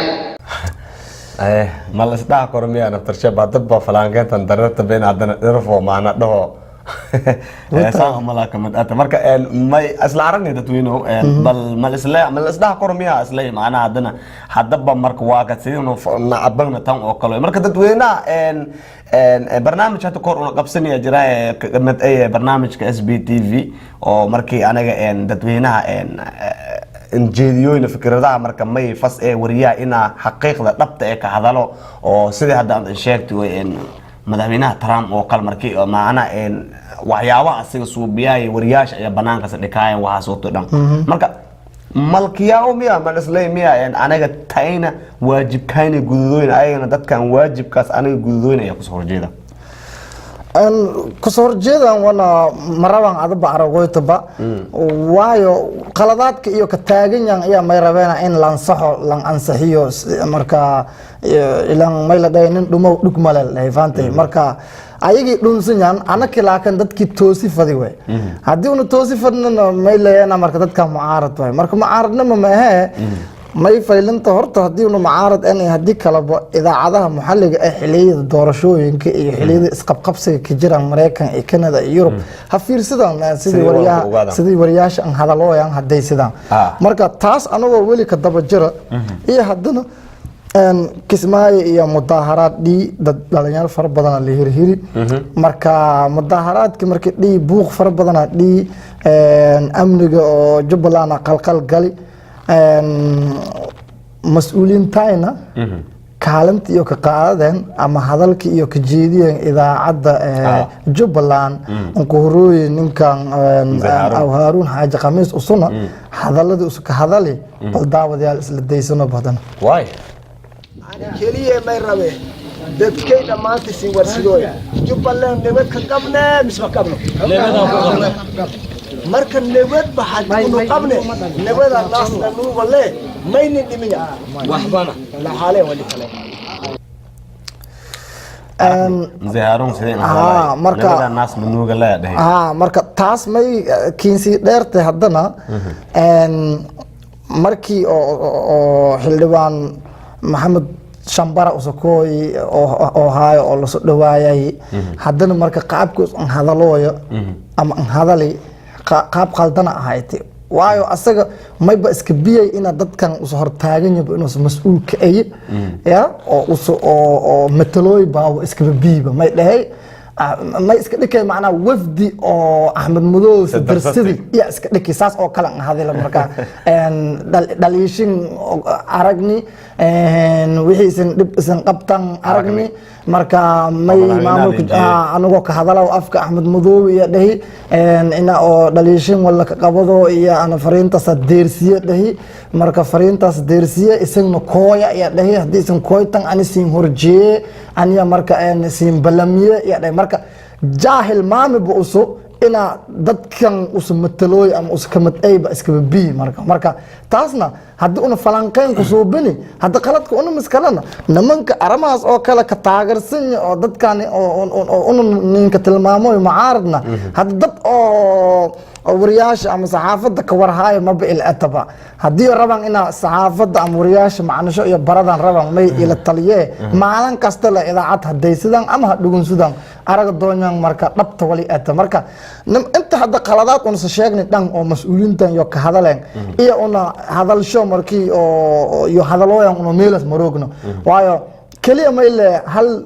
hal barnaamij ama hal war iyo una goobjoog ka ahayn ki Osmaan ana su'aal weydiiyay oo magaalada Kismaayo kaas ma goobjoog ka ahayn oo su'aashaasna ana weydiiyo si qalafsan oo in ka jawaabay inta kale laakiin idaacada kale soo duuban marka idaacadaha kale maadaama ay soo duuban una hadalkii haduna fanjilni sida galeyda oo kale una tafatirni una chaldhigni una falanqeyni hadda una qalad ma kalena waayo wixii qalad dhii umba una iska dayno ina saxna marka mal isdhaa kormiya lata macnaa ilan dadka iska mid maaha nin walbo fikrad gaara qabo nin walbo si aan hadale marka hadalka asiga afya ka hadali anaga marka shaqadayna may ahaay simbaran hadii mas'uul ata hadalka ka hadalaasa ka fiirso marka hadallo una falanqayaan le anaga bas ka dhaaf wari walbi madax banaawi hadalkaasi hadii asiga markaasay to ama qalad ay oo dadka madax meelas lanka ay dhibow in asiga falanqay wan banaawi hadana mid kale lama meelayaala nin hadii marba mas'uul asiga ay hadal walbo asiga qalafsan hadalo war hadii konton san la ka soo wareeyo hadalkaasi ay lan hadalay taas ma ana masqantiyo ma ka dhiyooyto moday ana marka ninka oo mas'uul ay oo meel dadka soo hor hoogsado mikrofon qaado ana saan way af hebela ka hadalooy ana kan way dhooy ma ogi moday konton san kadib inaanka dhalado warkaas ina us weydii doonado oo dabagal ku soo beeyo dadka masqantiyo ma ka dhiyooyto moday ana taas sheenoyto moday dadka wali ma si daranta hadii oo nin walba codshey hal doorado qof walba marka one man one vote dil dhoo iyo wali ba si daranta waayo maanta ad hadalada qalafsan iyo hadali dadkii hoos dhigtay dadkii kudi dadkii cariiridii ama dadkii ni jab kiridi beri salakiin dooradeewe markiin doorad karawe marka taas asheen quraada ha marka anaka macaarad ma eno kaliya ma ilaa baahna wali qaldanyo inaan saxno oo hadalka le dadkii oo ilan dad ma jirye dhigo culus yan ama dad ma jirtay hadalkas iyo koodooyanba ina sax arabo marka aragan iyo iska dhikaraada marka sidii oo fahaman inaanu falanqeyno shashal dhigno hadalka mid uu ka qasban wali may la taamaana isla dad yow qaar ay kaliya maaha in ay ninka macaaradan dad yow qaar may jeceliya ama ina dhaho in qurbaha naftar showroon wana mas'uul sarsare iska sheegoyan ayaan hadii rabaan hanagadan hay-ad gargaar hanagadan hadii la rabo jaaliyada ka tirsanaadaan walwal meeli ay ka tirsanaadaan in ay ka raacsanaado quraadayaan maaradlamadaasayto oo marka ayaga nin kala qaban in ayaga ku xunyan dadkaasayto mas'uulinta sarsare in wala ka sheego balse su'aalaha meeli yaala ama ayana in xaqiiqada dhabta in la ka hadalo hatta qof walba mawaadan waa sidii hadalkeena daa'inka jiraaya soo sheegnay in asaga hadalka ka hadalooya iska ilaaliyo marka may waa hadalkaasayto dad badan iyo shacab badan la bandhiko nin walba fikrad kala duwan ay qabaada quraade wali una ka hadalooyno wal una dhanama iyo bilaawan iyo badhan aan afka bir magalina markii aad hadalkan aad oo si qaldan aad warmayti ana afka bir magalina kastano idaacadi ko duubtan ana ma hadii idaacad kale ko soo duubta ana hadalkii qaldan ana aragi ana ka qaadi ana falanqay hadii eed ana maskalay ana hadda may baba muuqunta marka taas sababoyta marka dad barko oo mas'uuliin sarsare ayaan waana lan doorada helwin in ayaga an ka hadalna idaacadaha markaasayto ayago is og in hadalada asiga sajeediyaan in hadala oo dad dib inshaana wala inaan agada quraada mal israawo taas ila dad badan may aragnay mas'uuliin sarsare ee ma baka hadalan ba idaacadaha kastaa ninka mas'uul sare weyn kale dhibadi in uu hadalo la fadooy war dharaa lahaada war arintan ani mas'uul sare in doortan ani dawladda la haajoday ani mugawal saare meelus ka dhaafada shub diya shuble haadeus marka taas sababoyta taas dhax quraadaas man dadka dhan mas'uul ayaan oo arrimaha noocan oo kal markay qalaafsan bulshadu si darasto oo ay ka hadalaynaba aan ka hadalaayna hadii bulshada aad horkooytana ma la faday bulshada wal oo onroon oo dhiiriyo inaad ka hadalo moomaayne wal bulshada ka hiyow inaad ka hadalo ma hadda tusaale ahaan Usmaan markii doogan oo warami Columbus oo haa shirka ka jiraay hal naag iyadoo dumar oo nyaanya machuwa show ganiso iyo jawaabtii lambaahanay sidii marka bal daawadayaal machuwa ina jawaabtii sidii ahay bal isla daysanob agay la dheer machuwa show ganiso muday baambila say huriyada important way dalkaada dhisayto horta ko ina huri haysto way magaasho usu business adisada to business ka ali ba horta freedom ma haysto hurnima ma haysto anta galas madaga faasa ku jir sawala ta galas waa maya ko horta ina peace la halo important way kasday freedom dalka markii la dhisaybo dadki inta kooyan immigrant yaalki freedom la aan anta sangalen wala inta kooyan freedom la aan way markii meelas ku gumaysadii inta kooyan freedom halan marka dal dhisada unono ko horta freedom ina la dalkayn ina dhisno diyaaran sodan sani jiraan hada kastay wadankay hooyo weligay ma aragno makalango oo dhali makalango ma kasaw gaduudunta gabaaranta ma aragne ina nagado arago dhisno diyaaran laakiinso naftamba ki hada bijiro portal ku gooyoy hada yana gujumaya ku nagado marka freedom ina la halo is very important galabi hirab diyaaran dalkayn ina dhisno meelan wadan kayn me dad dawladan isu dhawayti alhamdulillah rabbil alamin hurnima hoogayna qabna shaqayso doyna galab hirawa taxagaado in every January kasdana ninka shaqayso oo hadii lehba lehaad qabti ilaahi aafimaadki si alhamdulillah rabbil alamin wala shaqaytin baasida kinza every person ani diyaaran ay $5,000 ina diwo laakiin inta ka diwo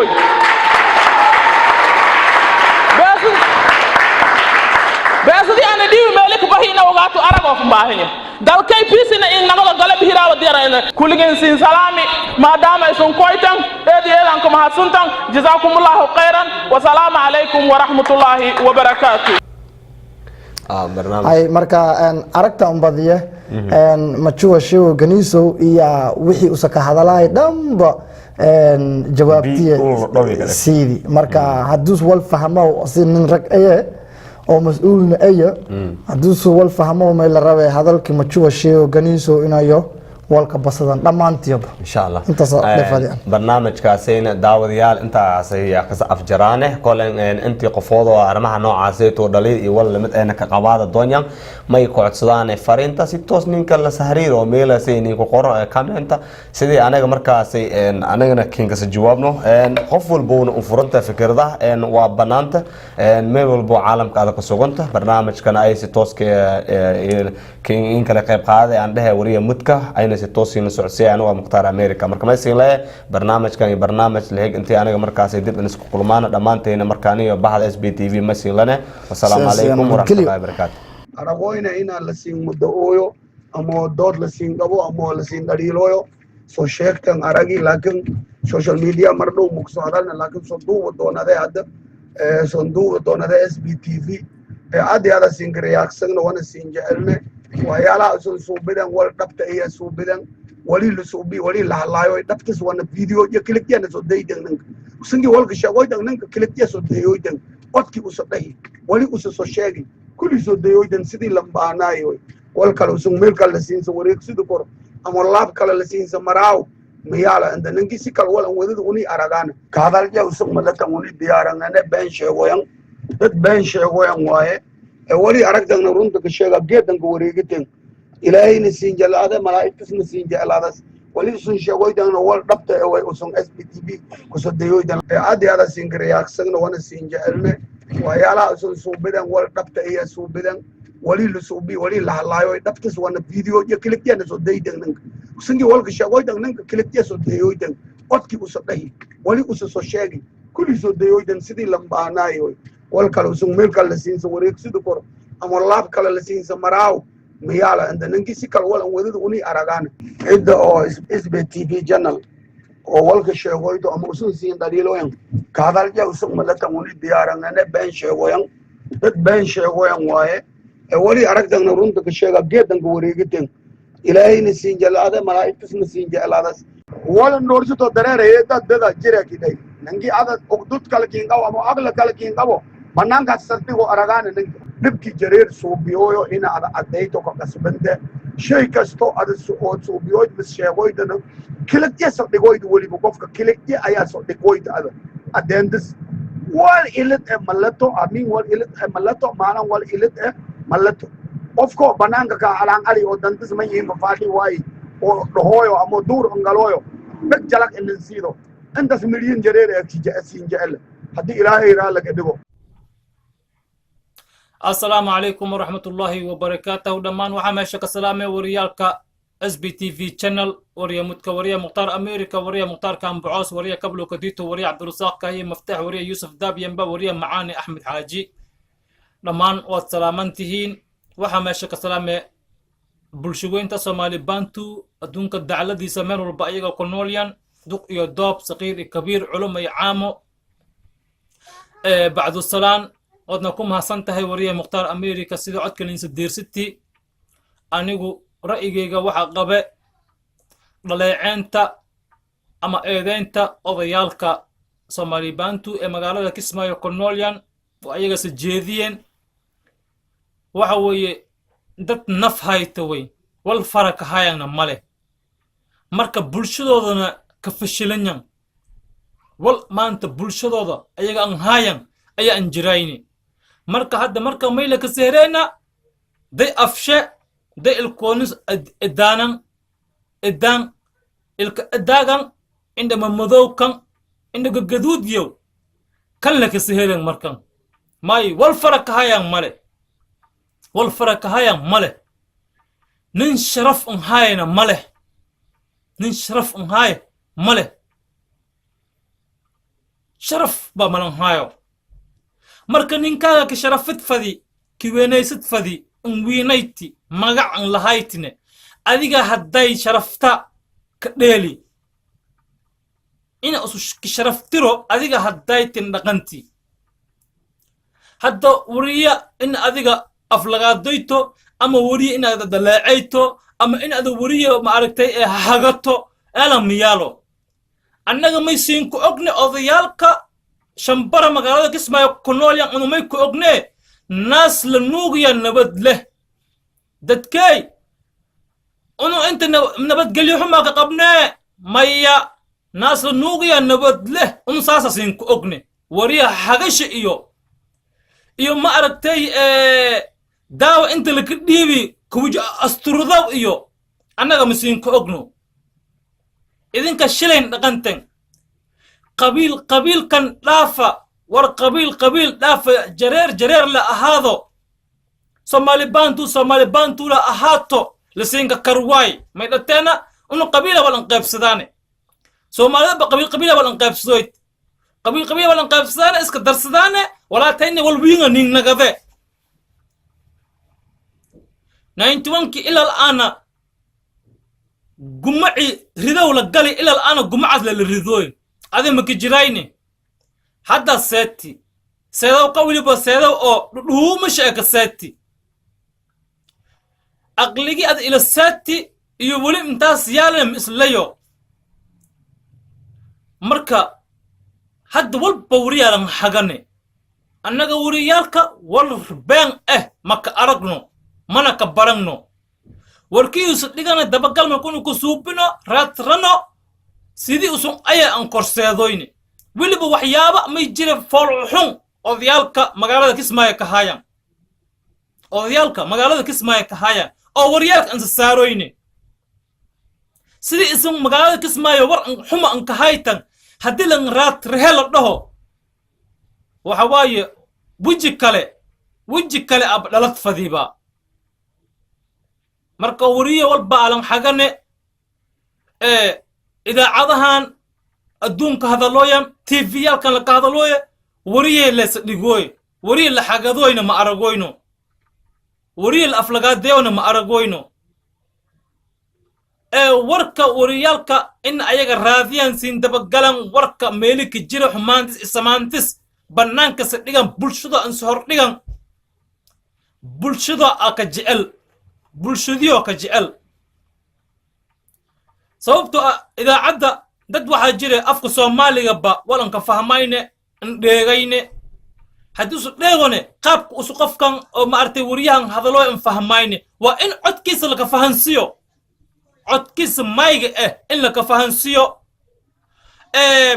bulshadii oo ku nool wadanka Soomaaliya aan ku nool ama madaxdiisa oo Soomaaliya jirta in asoo qurbaha rooge maamulkooda meeli u marooye ama xaaladda Soomaali bantu meeli marooyte ama dhibaatada la ka haaye usoo qurbaha rooge ina usla dheejiyo dhageensido xaq aan laye idaacadda ma anfurunta Soomaali bantu magaalada Kismaayo rooga ma anfurunta Soomaali bantu dhan adduunka dacladiisa meel walba ku nool anfurunta oo may badho maxaa badho anfurun marka wariyahana ma ahan wariye baasa ka shaqeeyo ma aha waa wariye madax banaan oo xur ah iskiisa oo maaragtay dadkiisa aan caabiyo aku ogni annaga hadda waxa idinka ka dalaacaysantaana ma sheekarno waxaasa annaga nimankan ka haysanana ma dheegne wariyaalkana ma ka dheegne annaga waxaan ninka eedaysanye dembigan leeyna ma dheegni ayagana waxa leeyna annaga nin eedayoy eedina may attaway lasiinka gardaranya ma dhex karno wariyaalka lasiinka gardaranya ma dhex karno idinka gar la tagna ma dhex karno ilan aad wixii ataba malsa jeedine waxa ayaga nafirkooda la ka hayside masa jeedine nin hayside la dheem bas hadda marka annaga nin dhalaaciyoy mis nin eedayooyada kali ya aniga rahe maahine hadda aniga wal kuwaasna gardara odayaalkas oo Jubbaland gardara ma xiji karo wariyaalkana gardara ma xiji karo ilan wali siinka eedayoy ba ma sheekarno dadka siin eedayna wali siinka eedayoyna ma sheekaro insha Allah maadada kale kullaba aniga waxay ila tahay wariyaalka aniga bulshada ahaan markii aniga aan saamayo wax aad ma ka aragno qofkii eedayo wali isu ka eeday ama dembigii isu ka eeday ama waxyaabaha oo beenta ah wariyaha saqaadi hadda wax way caday kara taas iidane midi kale magaalada Kismaayo odayaalka waxa waaye oo ku nool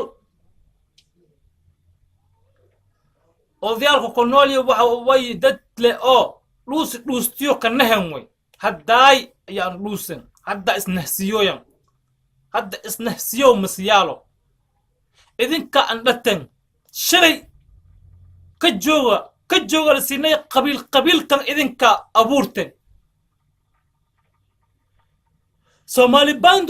bantu la ahaato jareer la ahaado idinkaan dhatan shalay hadda weeta dheefti ka sheenten qabiil aan shalbahane shambara abuurteen shambarihii magaalada ka galan week nin sharaf siinkahaye male jareerkii walaalka ahaay ad inta ankabati xaggan ansaati iki intaas roogay adi ansaati oo ki sharafay ki weynaysaday ya oo ma aragtayo maamulkaaga maamul ahaan an ixtiraamay adiga iska sharaf beeli adiga iska sumcad tirti isagana hadda maanta sharaf makiinka haayo kii lama good la ahayna munku sharaf soo kiinka haayne kii agtiisa sharafka lahaad fadina sharaf makiinka haayo annaga may siinka ogne dadkay unu magaalada Kismaayo dhiba ka qabne maya dhib maka qabno nabada ka qabne naas la nuugiya nabad leh day annaga taasa siinka ogne naas la nuugi aan nabad leh dowlad ha ahaato ama maamul goboleed ha ahaado oo Somali bantu ndang jareer weyne ndang oo iswadide dantis aan kooye wadanka Soomaaliya dantis aan kooye la deere tan intaas ka wadan laakiin ogaada midle annaga siinka sharafoyna dhanba ma aha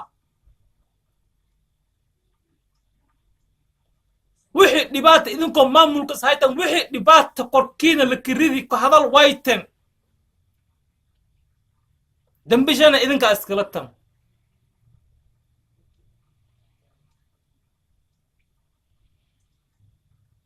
dambishe isinga la tan naasa nuugi aan nabad leh akurogta magaalada Kismaayo ma ahayna makurogta maamul Somali bantu makurogta naas la nuugi aan nabad leh kurogta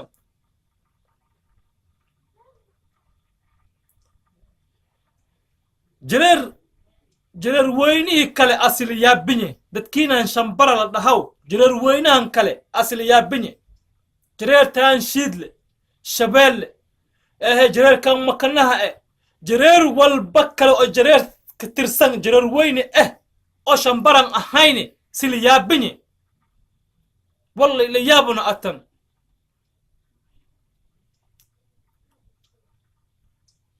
maanta jinkiina magaalada Kismaayo rooge nin walba xaaladda markii hunta boqa aftiinsidii qabiilba qabiilkii kala hoos gali xansidii isag ma iska dhigtan shimbirkan fiilna dhahaw amal naas la nuugiya nabad lahdi isan dhatten hadda cirka shalbogi hadday haddii hogol roobad ahayd hadda jilaala dhii dabeela ka hoyt hadda inta ka gabidaas weedi dadka meel ka gabidaba la qabe hadda adi meel ka gabidaaso male lamadid dhalinyaro oo magaalada lakiin ka cabsadayne adiga cunuqabateen ku suubii oo adna fakabal ku cabsiday adiga cunuqabateen ku suubii wixii yar aftiinay adiga ayaa sababti ka jaajusti dabada kiinfeedant dadka meela nin walba meelan habaysant waaw haddii weerto nin walba garuunshe iyo dhinigiisuna dhaqaaqow dhinigiisu ambadadow nin walba waxbay diiradda aan saarint adi inta seedas sheekada kabtay bilita taagan kabtay bilita dheela sadiisan dheel jirtan kabtay bilita taagan lisku qoysanyi meeli isan galaasan isna ogtan laakiin dad masaakiina ane maamulna maamulkana nin horeeye weligayna maamul goboleed jareer welisha meel maka galne qaas ahaan shambaradan jubbada hoose degaas welisha maamul goboleed welisha managane tii hadda horeeyd ama aftiin dhala siyaasad ahaan la dhahayne tan isin fashilitan waayo ilaahay ani naxariiso idinkana maamulka allah siin aftiiniyo ani war kale ma dhaw maamulka allah siin aftiiniyo duca la siin ka dare maayna ma siin habaaraw kuwii la habaaray hog iyo halaag la ka habaaray yaan agtan sidii isan wadan dhaqdeen oo haddana weliba isan gar latan haddana gar latan eedaytimoytan dad badaleecad isjeediyoytan weliba haddana taagintan lid kuwii la habaarayaan agtan laakiin anigu waxaan leeyahay addoonko ilaahay abuuri ayee ilaahay maamulkaasi hagaajiyo in sha allah wasalaamu calaykum waraxmatullaahi wabarakaatuhu السلام عليكم ورحمة الله وبركاته وجريرو نيو معليش يا والله واقع حماين مياو هنا مارت اس بي تي في هدر عيسى بدون موسى بدون وكسو هادلو محل هذا انا بريان واسكن مشغول صناعي مشغول بون كجرا waxaanu kala holeeygu waaye lumbiyo ku dhila waxaanu kale wal soo eedeeyay iyo wax xumo wasaq oo qurna inay dadka soo eedeeyaan oo maartay ii sheeg amriyo nikle yiraahdo horta waa idin salaamay سلام دبدت سلام شرف لما إن سلامي أنا جو محمد جريرو محلي هذا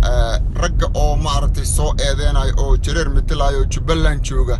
جبلان أيضا بلوكو كلا بحي شنطة الصومالي دمسو أيا كوكولنتي شنطة الصومالي جبسا كوكولنتي جبلان درات تاسنا معرض إيشيك معناه هذا حوي محلي هذا إيشيك جرير إنه معرض إيشيك